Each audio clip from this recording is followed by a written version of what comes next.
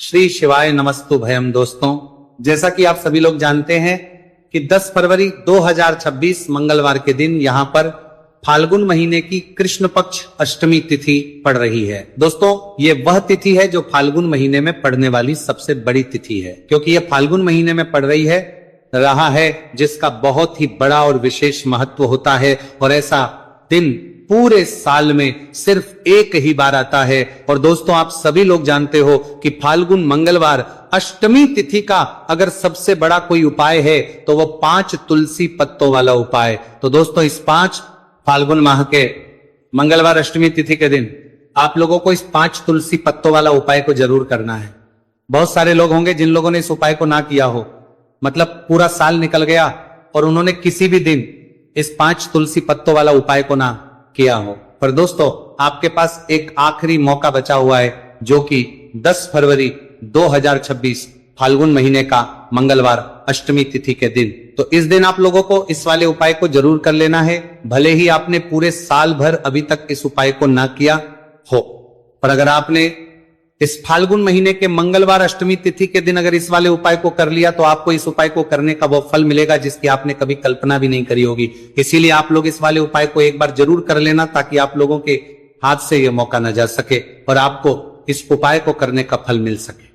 दोस्तों, ये उपाय पंडित जी ने अपनी अभी की ही शिव महापुराण की कथा में बताया है, जिस उपाय को आज हम आपको बहुत अच्छे से समझाने वाले हैं। इस वीडियो को देखने के बाद, इस उपाय को समझने के बाद करने का लिए आपको कोई और वीडियो को देखने की जरूरत नहीं पड़ेगी।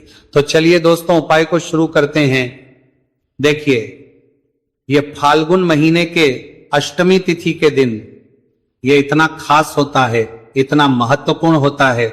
देखा है कभी कभी बड़े बड़े पूजा पाठ अनुष्ठान से जो मनोकामना पूर्ण नहीं होते, वो फाल्गुन महीने के मंगलवार अष्टमी तिथि के दिन एक छोटे से उपाय करने से ही आपकी मनोकामना पूर्ण हो जाती है। और बहुत सारे लोगों ने इस उपाय को किया भी है और उनको इस उपाय को करने का फल भी जरूर मिला है। अगर आप लोग भी इस उपाय को करना चाहते हैं तो आप इस उपाय को पहले अच्छे से लेना, सुन लेना, उसके बाद करना, आपको इस उपाय का फल जरूर मिलेगा। और इस उपाय को कर लेने से आपके घर में चाहे किसी भी प्रकार की दुहक और समस्या क्यों ना चल रही हो, आपको उसका कारण भी नहीं पता है कि भाई ये समस्या किस उपाय को मिलेगा, और आपको समस्या किसी भी प्रकार की दुहक और समस्या क्यों ना चल रही, कारण से चल रही है, उसका कुछ भी कारण हो सकता है, जैसे कि दोष हो सकता है या किसी भी तरह का मंगल दोष भी हो सकता है। तो इस दिन आप लोगों को 5 तुलसी पत्तों वाला उपाय कर लेना है। यह एक ऐसा उपाय है जिस उपाय को किसी विशेष दिन पर किया जाए तो भाई उस विशेष दिन का जो है वो तो हमें मिलता ही मिलता है, पर हमने उस दिन पर इस उपाय को किया है तो हमें उससे भी बड़ा फल मिलता है, और फल बहुत जल्दी मिलता है, क्योंकि आप इस उपाय को बहुत ही बड़े और विशेष दिन पर कर रहे हो। तो चलिए अब उपाय के बारे में बात करते हैं, लेकिन उससे पहले आप लोगों को यह जानना आवश्यक है कि आखिर यह उपाय किस समय करना है, किसको करना है और कैसे करना है। तो चलिए हम आगे को वीडियो में एक एक करके बता देते हैं। लेकिन उससे पहले अगर आप लोग हमारे चैनल पर नए हैं तो हमारे चैनल को सब्सक्राइब कर लेना, और इस वीडियो को लाइक करके कमेंट बॉक्स में श्री शिवाय नमस्तु भयम ओम नमः शिवाय जरूर टाइप कर देना। तो दोस्तों, इस 5 तुलसी पत्तों वाला उपाय को हमें इस मंगलवार अष्टमी तिथि के दिन कैसे करना है, किसको करना है, किस समय करना है और कहां पर करना है, ये सारे सवालों के जवाब आपको इस वीडियो में मिल जाएंगे। और ये जो वीडियो देखेगा भाई, उसको 5 तुलसी पत्तों वाला उपाय जरूर करना चाहिए, क्योंकि इस दिन 5 तुलसी पत्तों का भी बहुत ही बड़ा और विशेष महत्व होता है। और जब बात आ जाए 5 तुलसी पत्तों की, तो ये सोने पे सुहागा वाली बात हो जाती है, और ये एक बहुत ही बड़ा उपाय हो जाता है इस फाल्गुन मंगलवार अष्टमी तिथि का। तो अब दोस्तों, इस 5 तुलसी पत्तों वाला उपाय को आखिर करना किसको है, सबसे पहले हम लोग वो बात जान लेते हैं। तो देखो, घर की जो बड़ी माताएं बहनें होती हैं, उन माताओं बहनों में से कोई भी एक बड़ी माता बहन इस वाले उपाय को कर सकती है। और दोस्तों, अगर आप चाहे तो अपने घर में से सभी सदस्यों को भी इस उपाय को करवा सकते हैं। अगर किसी व्यक्ति की खुद की कोई मनोकामना है, खुद की कोई दुख और परेशानी है जो कि वो अपने लिए ही करना चाहता है इस वाले उपाय को, तो वो खुद अपने लिए भी कर सकता है। बाकी अगर कोई घर में से ऐसा है जो कि अपने पूरे घर परिवार की सुख और शांति लिए ये वाला उपाय करना चाहता है, तो भाई वो भी कर सकता है, उसमें भी कोई दिक्कत वाली बात नहीं है। कहने का मतलब यह है कि इस उपाय को हर एक सदस्य भी कर सकता है, और पूरे घर परिवार के सदस्य के लिए, घर की बड़ी माताओं बहनों में से कोई एक माता बहन भी कर सकती है। माताएं बहनें अगर घर में उपस्थित ना हो या वह यह वाला उपाय ना कर पा रही हो तो फिर घर का कोई बड़ा सदस्य भी इस 5 तुलसी पत्तों वाला उपाय को कर सकता है, चाहे फिर वो पुरुष ही क्यों ना हो, उसमें कोई भी दिक्कत वाली बात नहीं है। 5 तुलसी पत्तों वाला उपाय को, आखिर इस उपाय को हमें किस समय करना है, सुबह के समय करना है कि शाम के समय करना है? तो देखो, इस वाले उपाय को आप लोग सुबह के समय भी कर सकते हो और शाम के समय प्रदोष काल में भी कर सकते हो। अब अगर आप पूछो कि भाई सबसे उत्तम समय कौन सा रहेगा इस 5 तुलसी पत्तों वाला उपाय को करने का, तो हम आपसे बस यही कहेंगे कि इस उपाय को आप सुबह के समय ज्यादा बेहतर होगा। बाकी अगर प्रदोष काल शाम के समय भी करेंगे तो भी अच्छा होगा, उसमें कोई भी दिक्कत वाली बात नहीं है। तो अब दोस्तों, जो अगली सबसे बड़ी और महत्वपूर्ण बात आती है वो ये आती है कि सुबह अगर हम उपाय को करेंगे तो हमें कितने बजे से लेकर कितने बजे तक के बीच में करना है, और शाम के समय प्रदोष काल में करेंगे तो हमें कितने बजे से लेकर कितने बजे के बीच में करना है। तो देखो, सुबह जितनी जल्दी हो सके आप उपाय को करने की करना। बाकी अगर किसी कारणवश लेट भी हो जाओ, थोड़ी देर भी हो जाए, तो 10 या 12 बजे तक भी आप उपाय कर लेना, पर 12 बजे से ज्यादा देरी ना हो। ठीक है, इस बात का ध्यान रखना। उसके बाद में दोस्तों, अगर शाम के समय प्रदोष काल की बात करें, प्रदोष काल का जो समय है होता है वह शाम के 6 बजे से शुरू हो जाता है। मतलब शाम के 6 बजे से लेकर 7 बजे के बीच का जो समय होता है, यह समय प्रदोष काल का समय होता है। पर अभी जो मौसम चल रहा है, इस मौसम में जो है शाम बहुत देरी से होती है, तो आप इस उपाय को 7 या 8 बजे के बीच में भी कर सकते हो। मतलब शाम के 6 बजे से रात 8 बजे के बीच में आप कभी भी इस वाले उपाय को कर सकते हो, उसमें कोई भी दिक्कत वाली बात नहीं है। तो आज की वीडियो में तुलसी के पत्ते का ऐसा उपाय आपके लिए लेकर आए हैं। इसे आपने अगर मंगलवार के दिन कर लिया, उसी तरह से कर लिया जैसे हम आपको बताने वाले हैं, तो बड़ी से बड़ी निर्धनता और गरीबी भी आपके जीवन से दूर जाएगी। देखिए, तुलसी के पौधे में मां लक्ष्मी का वास होता है ना।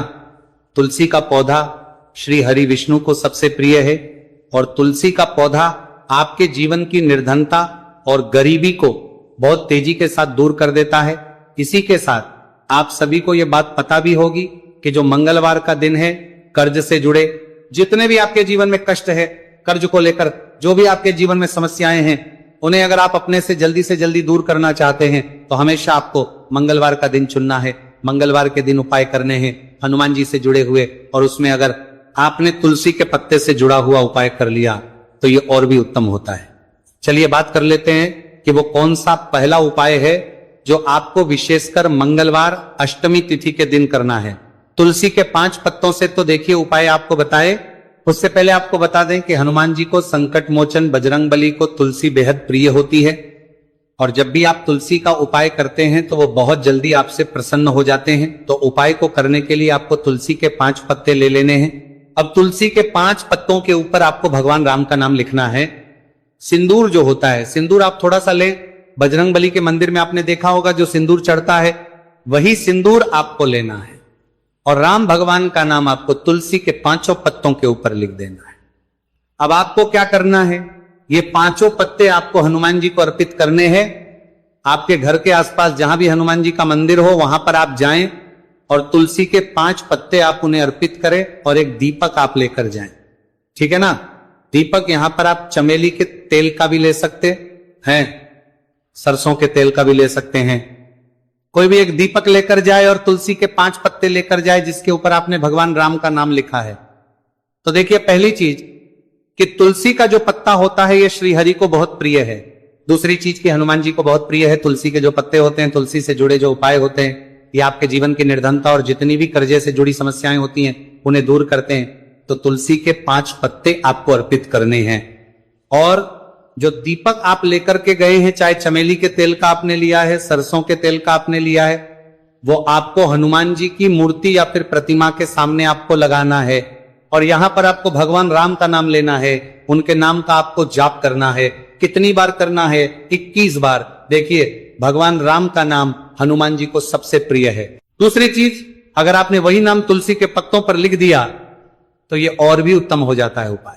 तो जब भी आप अपने जीवन में बहुत ज्यादा परेशान हो जाए, पैसे को लेकर, कर्जे को लेकर, तो मंगलवार के दिन आप अपने घर के आसपास मंदिर जाए और तुलसी के 5 पत्ते हनुमान जी को सिंदूर से भगवान राम का नाम लिखकर जरूर अर्पित करें।